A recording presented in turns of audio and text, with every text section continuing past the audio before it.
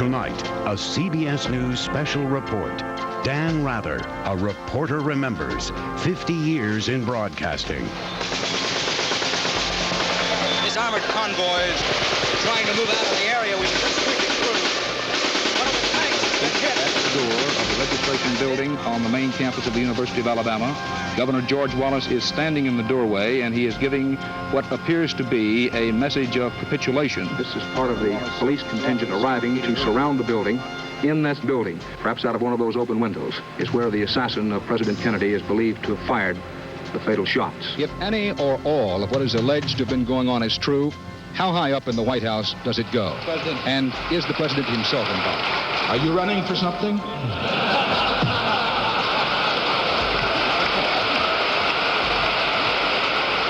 No, sir, Mr. President, are you? Once I was told by a high-ranking CBS executive, Dan, you're a very good reporter, but I don't think you're an anchor, and I don't think you'll ever become one. Good evening. What got me the job, what brought me to the job, was field reporting. We just have a report from our correspondent Dan Rather in Dallas that he has confirmed that President Kennedy is dead. I always said I wanted to be a reporter. I wanted to be a great reporter. Most crusades against segregation in the South in recent years. One of the reasons you get into journalism, you have a sense of being part of something that matters, of doing work that counts. Somebody's just firing at the tank. You can see him go. Okay, they've opened up on the tank now. One way a reporter in this country should be judged And what is your name, sir? is how often, how well he or she stands up to the pressure to intimidate. Mr. President. Be respectful, be polite, but ask the question. Just ask the damn question. The record shows that that's not quite the fact. That What kind of reporter are you if you don't press the questions? Now, it strikes me that any reasonable person would say that's a record of ineffective leadership. One can have too much passion. You said that if you had known this was an arms for hostages swap, that you would have opposed it. And I wish on some occasions I'd rein my passion in a little, but I have it. That's me. It's in my DNA. It's in my marrow. West Germans celebrating on the wall itself. Could you tell us what's happening here? Fill us in on what the situation is. Excuse me, sir, to our Chinese bureaucratic friends who are here to try to shut us down. Too much passion melded to loving the work lead to making mistakes. But I'd rather have too much than not enough.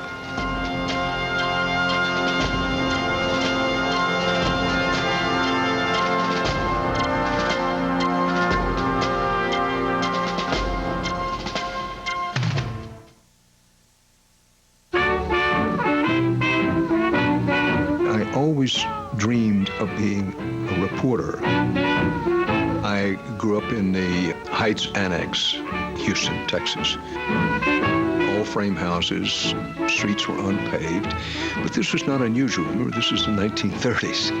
My father had a job in a depression, which was a precious thing. He was a pipeliner, which meant that he dug ditches along which they could lay pipe. A great neighborhood where people look after one another. I can remember any number of times just, I'd get a block and a half away, and if I didn't behave myself before I got home, my mother knew about it. I had rheumatic fever, and I was bedridden for 2 specific periods, once for 8 or 9 months and another for 3 or 4 months.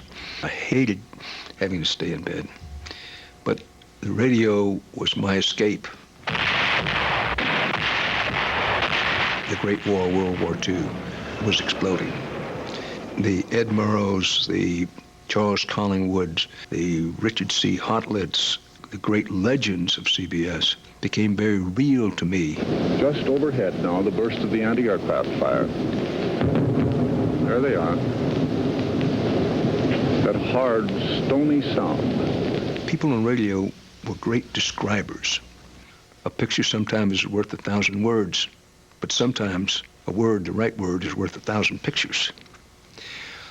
I knew that from listening to radio.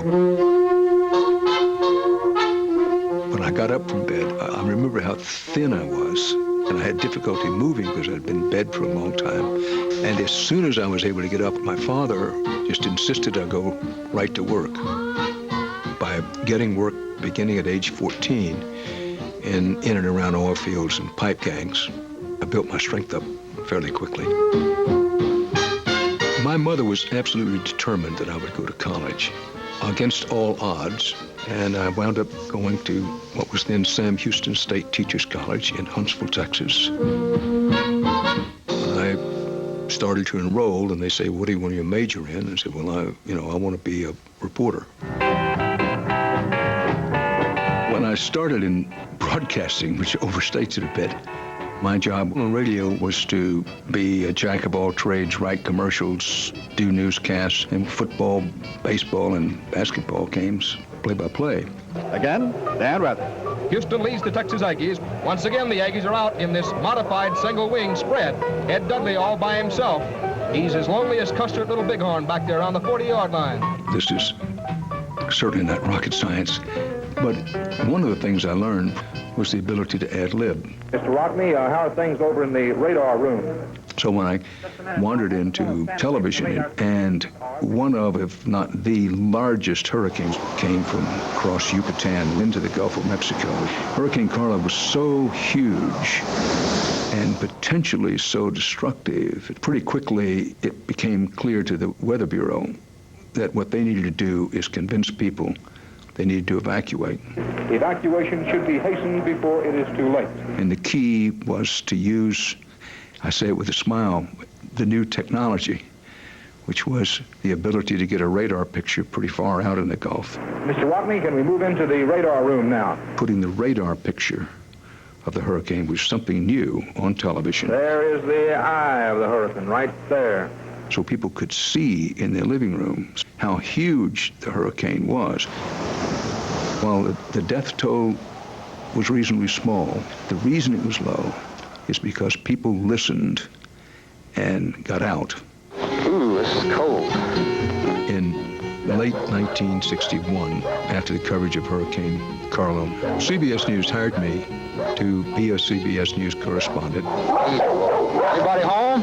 And my job was to cover 23 states, Mexico, and Central America. This was my territory, if you will. Thank you. Goodbye. Back to you. These are by far the calmest people in a flood I've ever seen. One of the worst mosquito invasions ever is plaguing the Texas and Louisiana coasts this summer. Literally millions of mosquitoes are making life especially miserable here in the South Louisiana bayou and swamp country. But what was happening in the country at that time is that this, what we now call the civil rights movement, was beginning to explode. May mean going to jail, but I'm going if it means that. It may even mean physical death, but if it means that I will die standing up for the freedom of my people. God has spoken to me. Martin Luther King is among those who has vowed not to let the voter registration movement in Leesburg and the rest of South Georgia fail. That God has given each and every one of us a rightful place in this world.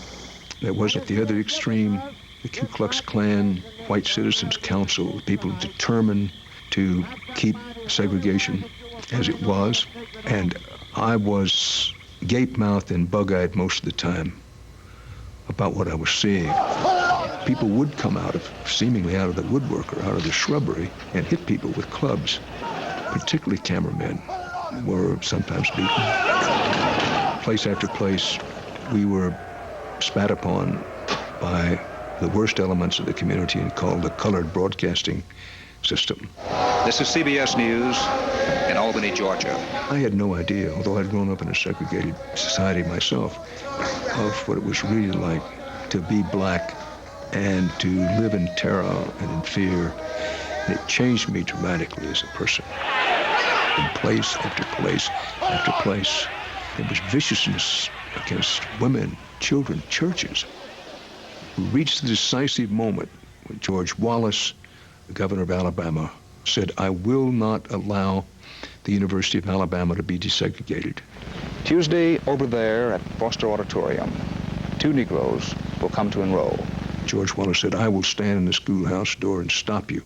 I stand here today as governor of this sovereign state and refuse to wittingly submit to illegal usurpation of power by the central government. We were covering this live, but we couldn't have live camera coverage on the campus. This setup by which we put this on television is so Neanderthal by television standards now. Nelson Benton, my colleague, would be there. I would be just off campus on a telephone hookup with him. He would describe for me what was happening, and then I, live to New York, would relay his descriptions by telephone. Governor Wallace is now walking away from the door, apparently capitulating now in his battle against the United States government to prevent 2 Negro students from entering the previously all-white University of Alabama. And television has many weaknesses, but one of the strengths of television is it can put you there. And you could see for yourself, hear for yourself, and make a judgment for yourself what the reality was, and the reality was really ugly. And eventually, the country as a whole said, you know, we can't abide this, we can't stand this, and made changes. This Texas trip is the first out-and-out political appearance for Mrs. Kennedy at her husband's side since the 1960 campaign, and Democrats are making the most of it. It was 1963, and I was assigned to the Kennedy trip to Texas. Crowds continually yelled, "Jackie, Jackie," and seemed more interested in a look at her than anyone else. I was in Dallas, November 22nd, for what we all thought would be a reasonably routine day. It appears as though something has happened in the motorcade route. Something, I repeat, has happened in the motorcade route. There was clear panic. People were still on the ground with fathers trying to cover mothers and children. And the president, a high probability had been hit, a possibility he had actually been killed. But we didn't know anything. Parkland Hospital, there has been a shooting. Dialed the hospital, and I just begged them to give me somebody, and eventually got a doctor and a priest who just matter-of-factly said the president was dead. We just have a report from our correspondent Dan Rather in Dallas that he has confirmed that President Kennedy is dead. Switchboards all over Dallas are still completely swamped with callers who apparently refuse to believe that John F. Kennedy has been shot and killed. We had convinced ourselves this kind of thing doesn't happen in America.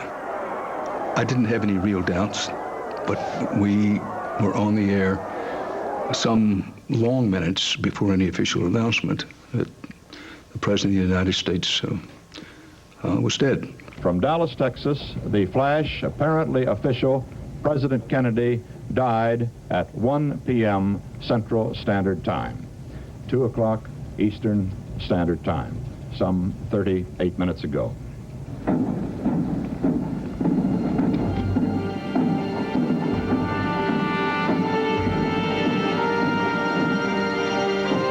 After the initial hammer to the heart and sledge to the psyche, the strongest feeling in my mind was what a terrible thing for the country, what a terrible thing for the Kennedy family.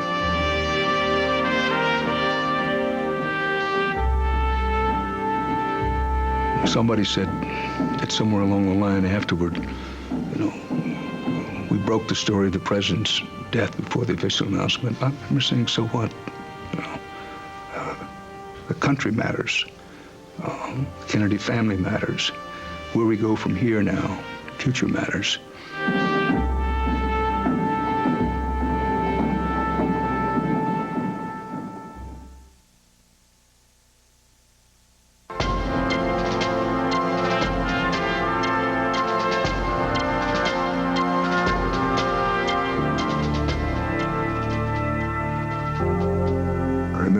My first impression was I'd seen Vietnam from the air coming in. What an emerald green, beautiful place it was. When I sat down in Tom Cay, it was a green jungle hell.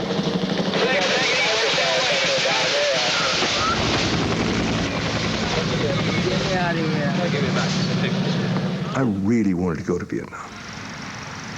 It's not a case of I just want to go. I've got to go. I knew it was a story, just that in your gut, this is going to be one of the defining stories of my time. So that's what brought me to having a family council. My children were very young, and with Jean, and saying, look, they've finally agreed to send me. And Jean said, you know, go, because you've got to go. And I called the boss back within hours and said, I'm ready to go, and I can leave this afternoon. I wanted to get into the field as quickly as I could.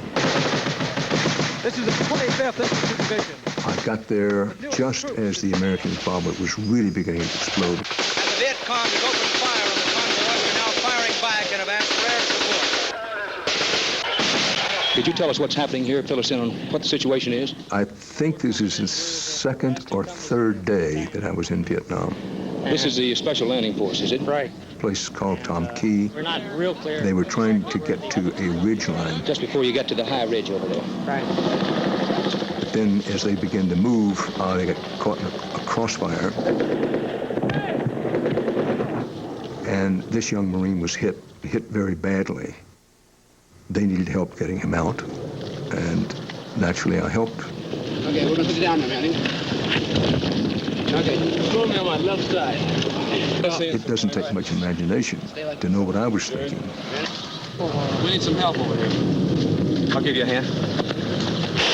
I see this young man, much younger than I, cut down. Okay. Help him a lot on the face. And you say to yourself, my God, you know, this is somebody's son, this is somebody's brother, somebody's husband. Well, when you're there, if you let your emotions for a second out of you, Evacuate rear to where we can get him out on a chopper. Do you understand? Over. then you're not going to be able to do what you need to do. Dan Rather, CBS News, on the beach near Tom Key. You know, very few people in a lifetime get to see this as an observer. We're inside the main pagoda now. Have just arrived here, and a tank has just poked its head right around the corner. You know, your role is to show them and tell them as best you can what it's like, what it's really like. Somebody's just firing at the tank. You can see him go. Okay, they've opened up on the tank now. As opposed to what someone may imagine it's like or what someone's telling them it's like. A lot of people believe that what soldiers fear in combat is death. Well, they do fear that, but that's not the big fear. The biggest fear is that they will somehow let their comrade die. No soldier worthy of the name will leave even a dead comrade on the field of battle and abandon him. This outfit was rained on yesterday, rained on again this morning. But they're going to stay out here until they find the body of Rudolph Nunez. Everybody gets to be just like brothers, and he's just the best friend you could ever have. Nunez thing had tremendous impact on me. We didn't go there as journalists with anti-war sentiment. With the country at war, my country at war, I want the country to win, whatever the definition of win is. But I was increasingly struck by the difference between what was being said in Washington and Saigon about what was happening on the ground. I just think that we're being quite successful. I'm cautiously optimistic. We're gaining militarily. And what the reality was. The reality was it was a minute by minute, hour by hour, day by day death struggle. And this was in some ways the beginning of the difficulties between the press and the government. The president is at the center of new, vigorous debate within his administration over how many more troops to send to South Vietnam. I covered the White House for 10 years. That included the last part of President Johnson's elective term. But I point out to you the time has come. He preferred to deal person to person. Mr. President. Always feeling that if he could just get one-on-one with you, that he could get you going his way. Once or twice he called me when I was at my in-laws' house in Texas. And, you know, you always want to be at your best with your in-laws. And they all want to know, well, what did he say? And you say, well, frankly, he took a big chunk out of my backside. The Democratic Convention is about to begin in a police state. One of the more interesting campaigns was the presidential campaign of 1968. Don't push me. Take your hands off of me unless you plan to arrest me. Wait a minute. Wait a minute. Dan Rather. Well, Walter, as you can see, I'm sorry to be out of breath, but somebody belted me in the stomach doing that. What happened is a Georgia delegate, at least he had a Georgia delegate sign on, was being hauled out of the hall. We tried to talk to him to see why, who he was, and what the situation was. And at that instant, the security people, well, as you can see, put me on the deck. I didn't do very well. Ladies and gentlemen, the President of the United States. When President Nixon was elected, it didn't take long to figure out that the way they were going to operate was to try to intimidate. Perhaps the place to start looking for a credibility gap is not in the offices of the government in Washington, but in the studios of the networks in New York. Either you report it our way, or we make you pay a price. At first, it was called the Watergate Caper. 5 men apparently caught in the act of burglarizing and bugging Democratic headquarters in Washington. From the moment that we began aggressive reporting about what we now call Watergate, How high up in the White House does it go? relations between President Nixon and the White House, myself and CBS, got progressively worse in a hurry. Mr. President, I want to state this question with due respect to your office, but also as directly. That would be unusual. This was a sort of technique that President Nixon used just to sort of throw things a little off balance. I wonder if you could tell us what goes through your mind when you hear people who love this country and people who believe in you say reluctantly that perhaps you should resign or be impeached. Well, I'm glad we don't take the vote of this room, we say. By this time, in Houston, it was my hometown, President Nixon was beginning to get cornered by the facts. It was designed to be not a news conference. It was designed to be a political rally in support of the president. And in that atmosphere, you saw when I first got up, there were some cheers, but there were a lot of boos. Thank you, Mr. President. Dan Rather with CBS News. President, are you running for something? I was thinking this time, don't let him throw you off. And that's when I said what I did. No, sir, Mr. President, are you? Mr. President. What I meant was, let me get on with my question. That's what I'm here to do. I think it's fair to say it was some hell to pay after that. My only regret about that whole thing is that everybody remembers that exchange where I wish they'd remember the question I asked. How can the House meet its constitutional responsibilities while you, the person under investigation, are allowed to limit their access to potential evidence? And the question, well, Mr. Rather, was an important question. I am suggesting that the House follow the Constitution. If they do, I will. In the end, President Nixon could not reconcile what he had been telling people had happened with what the special prosecutor was developing in the way of facts and first-person eyewitness testimony, and that's what led to his resignation. Therefore, I shall resign the presidency effective at noon tomorrow. There is no joy in this for anyone. No decent thinking American could take any joy out of this.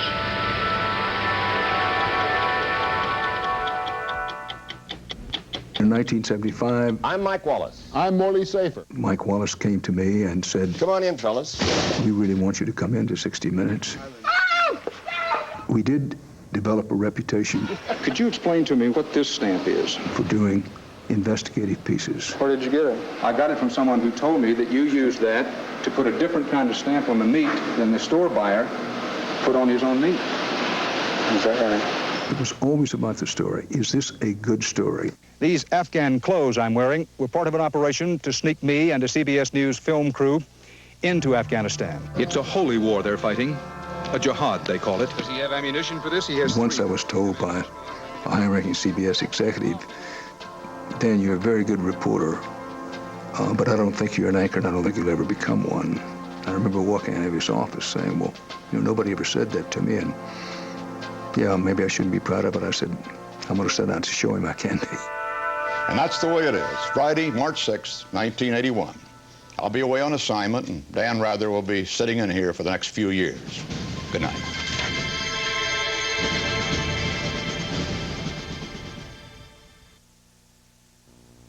For news 24 hours a day, click on CBSNews.com. Sponsored in part by Lamisil Tablets. Ask your doctor if Lamisil tablets are right for you. Lamisil Tablets. This is the CBS Evening News with Dan Rather. Good evening. President Reagan still training... I had been told the first person after Cronkite's going to get his head blown off. Nobody succeeds Walter Cronkite. Doctors at Stanford University today performed a heart and lung transplant on a Mesa, Arizona. And what was in my mind was accept that you have some shortcomings as anchor and go into this as something new to learn. There's a word missing here. And try to stay true, try to be with what brought you. What got me the job, what brought me to the job was field reporting. In my own mind, it was reporter, italicized, all caps, underline, dash, anchor, second. Until tomorrow, Dan Rather, CBS News. Good night. I was sure glad when that Monday was over. I remember afterward, mentally, it was just well, the first night's over. Now let's take a deep breath, suck it up, and get to work. Mr. President! President Reagan was the target of an assassination attempt outside Prince Charles and the Princess of Wales leaving... Challenger, go with throttle up. Roger, go with throttle. The Space Shuttle Challenger exploded into a gigantic fireball a minute and 12 seconds after liftoff this morning. Unless we forget what brave people these were. Commander Francis Scobie, Michael J. Smith, who was the pilot, Judith Resnick. Mr. Vice President, thank you for being with us tonight. My determination to be a reporter anchor, not just a hothouse plant in a studio kind of anchor, created, quote, trouble. The truth, the whole truth, and nothing but the truth, so help you God. I do. Iran-Contra was another case of people wanting to keep secret things that citizens had a right to know. America will never make concessions to terrorists. The question was whether the top echelons of the United States government had sent some of our very best advanced weapons to the mullahs in Iran. The same people in Iran who'd taken our fellow citizens hostage, who were committed to our destruction, get the money from these death to America mullahs for the weapons, and then use the money for a secret war they were trying to run in Central America. That's a story. That's something people deserve to know about. I am proud to have been vice president, and now I want to be your president. The then vice president had some knowledge of getting some of our most technologically advanced missiles to the Iranians. I thought I was here to talk about my views on education or on getting his deficit down. It disintegrated into not a good situation. You said that if you had known this was an arms for hostages swap, that you would have opposed it. You also said that you did not know that... May I answer that? That wasn't a question, it was a statement. Yes, it was a statement, and Let me ask the question. I can be faulted for maybe I pressed too hard. Maybe I didn't press in the right way. Iran was officially a terrorist state. You went around telling... Explain that, Dan. I wanted those hostages. I wanted President, Mr. the question Buckley is, out of there. But you made us hypocrites in the face of the world. How could you sign on to such a policy? It was an important issue which Dan Rather pursued characteristically. I was news president then. Did I think it was disrespectful? Obviously, you don't want to be disrespectful. I need combat pay for last night, I'll tell you, but... About last night's interview with George Bush, trying to ask honest questions and trying to be persistent about answers is part of a reporter's job. The tension between administrations and reporters should be acute. It's in the nature of journalism. Stand by. This is the CBS Evening News. Good evening. The U.S. Justice Department may... Dan, in essence, his personality resists the idea of anchor. And that's part of our world. The pursuit of the story was the paramount interest. A round came right over us and landed just over there, about 25 feet. Anchor, in some ways, feels like a more passive role. The very word says, stuck at the bottom of the sea. And now the kitchen with the river right at window level. You were there to be reassuring. The wind doesn't get much worse than it is right here. To be stable and firm, the authority figure. What has happened in Zimbabwe is this. Whereas Dan comes out of that repertorial tradition, which means take me to the front, show me where the danger is, give me a door to knock down, give me a story to find.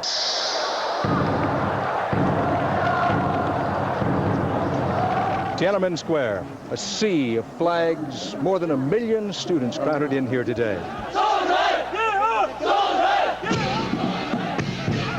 To hear these voices of the young, this was a true people's movement led by students. And you know, it came so breathtakingly close to succeeding.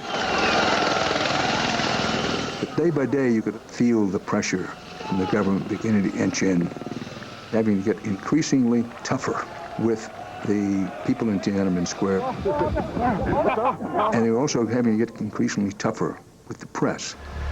I mean, anybody could come here and say they represent somebody else, and we're here to turn off your satellite. The representatives of the government appeared at the hotel location where we'd set up shop, saying, you can no longer broadcast live. We're here to, in effect, shut you down. This is Dan Rather, CBS News. It was whispered to me, you know, backpedal for time. Think of anything. Keep them talking. Susan Spencer had pictures of some of the toughest crackdown to date and sending it up on the satellite. Now, we've just been called to the control room. Excuse me, sir, to our Chinese bureaucratic friends who are here to try to shut us down. Eventually, they said, in effect, enough already. I'm here to pull the plug, and we're going to do it now. This is Dan Rather, CBS News, Beijing. And it went to hash, and that ended the live broadcasting from there. And when they shut off live television, it was only a matter of time until they would move in and end what was happening in Tiananmen Square.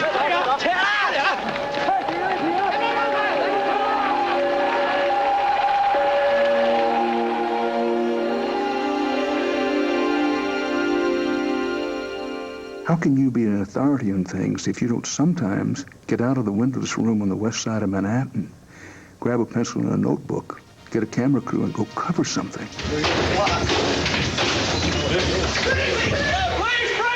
I don't think it was an error to be true to myself and be true to the audience and say, just because I'm moving in the anchor chair, This is what the well-dressed dope dealer's wearing today? doesn't mean I'm going to stop being a reporter. Got the anchor.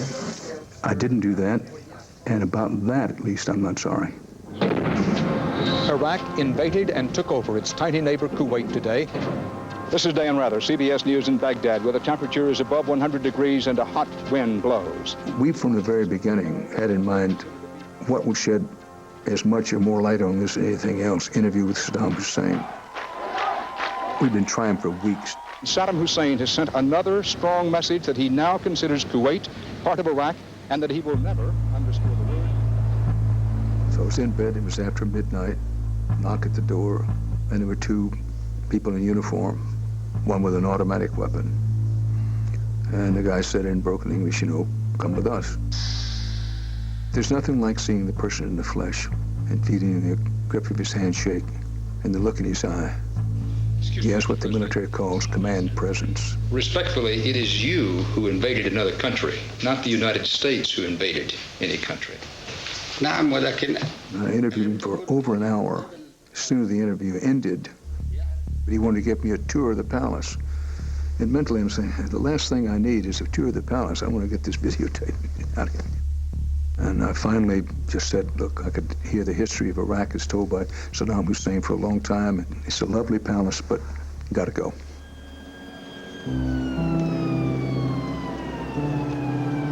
What we had hoped and prayed would not happen, could not happen, has happened. New York's World Trade Center, in effect, has been destroyed. This is looking south on Manhattan Island. The smoke and, yes, still the flames from what happened today at the World Trade Center. To grasp the enormity of it is almost too much for the heart to bear. This night, we can only look back in sorrow at a world that has suddenly, perhaps irrevocably, been changed. And tomorrow, and the day after, and the day after that, and in days and years to come, we will look at the calendar and remember September 11th, 2001.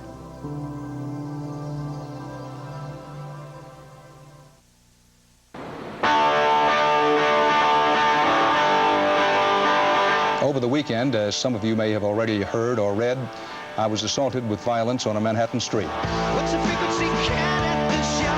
You know, I can be blamed for a lot of things, but I can't be blamed for this. I was walking along Park Avenue, and things happened very suddenly. I couldn't make any sense of it at the time. And I wound up being knocked down. I'm fair to say I really got the hell beat out of me by someone I didn't know. I don't know why it happened. I may never know. The police had asked me whether anything said to me, and I vaguely remembered at one point it was, you know, what's the frequency? And then I thought somebody said, had addressed me as Kenneth, and that got sort of compacted into what's the frequency, Kenneth. The next thing I knew, it was all over the news, not always complimentarily, I would say. What's the frequency, Kenneth? When somebody first told me that REM had written a song about it, I said, damn, you know, here we go again. But then I listened to the song and got it in some perspective. I had reached the point where I thought, well, it may never be explained. Although always there was a small part of me thought, well, truth will out. Someday we'll know what happened. And someday we did find out what happened. A North Carolina man is charged with murder in New York City in the death of an NBC stagehand who was shot outside of Rockefeller Center studios. Police arrested 46-year-old William Tager at the scene yesterday afternoon. Why did you do it? As I understand it, he was angry with people in television, particularly television news, because he felt we were sending waves off the television set, directing his life and ruining his life. And the authorities clearly established that he was the person who had attacked me.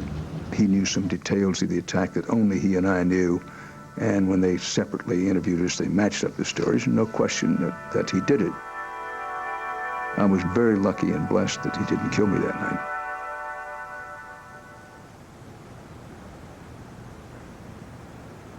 One way a reporter in this country should be judged is how well he or she stands up to the pressure to intimidate. I remember the first time someone accused me of being an in-lover. There was a lot of that during the 60s when I covered the civil rights movement. Then you move forward from civil rights into the Vietnam War. How can so many die in a war that's supposed to be so small? We're going to hang a sign around you which calls you some bad name. Anti-military, anti-American, anti-war. Then 5 men. When Watergate came into being, How high up in the White House does it go? It was the first time I began to hear this word liberal as an epithet thrown my way. He is the quintessence to millions of Americans of liberal bias on the network news. He is the personification of liberal media bias. Bias in CBS and Dan Rather. People who have very strong biases of their own, they come at you with a story.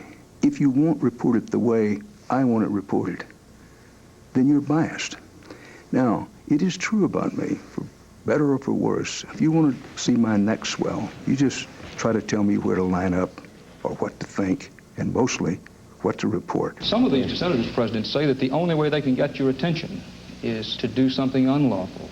Pull no punches, play no favorites. And to those who said, well, there's no smoking gun, would you argue with that? What do you mean by smoking gun? How about lots of smoke? You know, one can have too much zeal. One can have too much passion. And sometimes I have too much passion melded to loving the work lead to making mistakes. The documents purported to show that George W. Bush received preferential treatment during his years in the Texas Air National Guard. Tonight, after further investigation, we can no longer vouch for their authenticity. CBS News President Andrew Hayward has ordered an independent investigation. The panel said today, and I'm quoting, there was a myopic zeal to be first on the story. We should have been more rigorous in establishing the validity of the documents. The panel found no political agenda. We didn't find any actual bias. First and foremost is that 4 people lost their jobs over it. And I never have them far from my mind. And I also want to say personally and directly, I'm sorry. I regret every nanosecond when I let anybody at CBS News down, and even more when I let the audience down. It's painful to me. I suppose in one level there's a continuity between this story and Dan's experience, because the story of Dan's journalistic career is one of pursuit of a story. And this was pursuit of a story. You could say that Playing It Safe would have had Dan always be an anchorman. They'll never get attached to dangerous stories.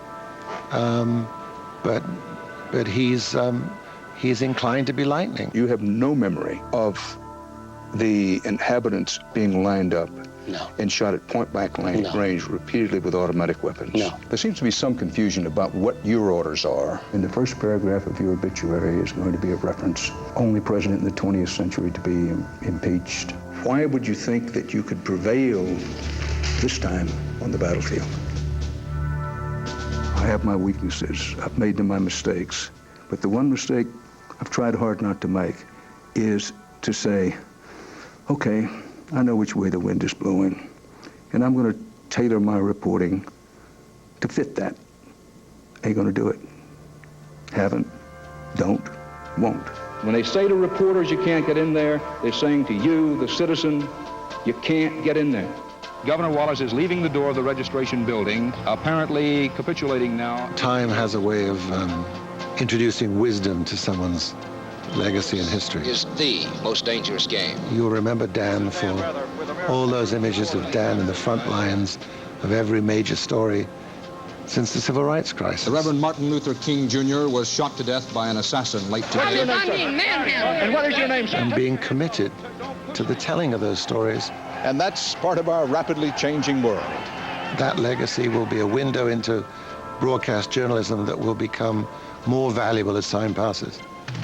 Nelson Mandela, at age 75, casting the very first ballot of his life. If a caption writer were to put a caption under this picture, it would be unbelievable. It was this picture and dozens of others that prompted an investigation by the U.S. Army. What are your hopes now? The freedom only. Looking back on the Anchor years. Good evening. It's gone by so much faster than I ever imagined it could. Nearly a quarter of a century is the end. My only thought is how lucky I've been and how blessed I've been. And you can't do it for that long and love it as much as I have loved it and do love it, and not have some sense of New Year's Eve in New York. I'd like to have another day, another week. But the other side of it is, I'm not retiring. I'm just changing jobs again. I can spend my time reporting, which is my first love. I think Dan would like to be remembered as somebody who made a difference. Here in Thailand and throughout the tsunami zone, it's a desperate struggle tonight to get help where it's needed. I've never seen anybody more comfortable in the field than Dan Rather. It's an extraordinary body of work. I wanted, when I walk down the street, for people to say, there goes a real reporter. Dan Rather, CBS News, on the beach near Tamaki. Dan Rather, CBS News, Da Nang. Dan Rather, CBS News, Salzburg, Austria. Dan Rather, CBS News, with the traveling White House in Poland. Dan Rather, CBS News, somewhere along the ceasefire line between India and Dan Rather, CBS News, Jalapla Pass in the Himalayas. This is Dan Rather on the campus of the University of Mississippi. And to each of you, courage. For the CBS Evening News, Dan Rather reporting. Good night.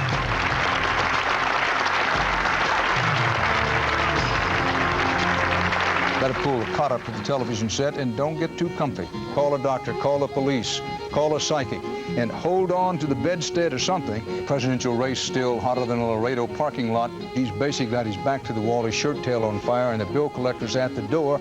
But the opera isn't over until the heavy lady sings. She has not yet sung, but backstage one can hear her humming. Republican, Democrat, or mugwump can just about say, adios, been good to see you, not gonna happen. Whew, what a night.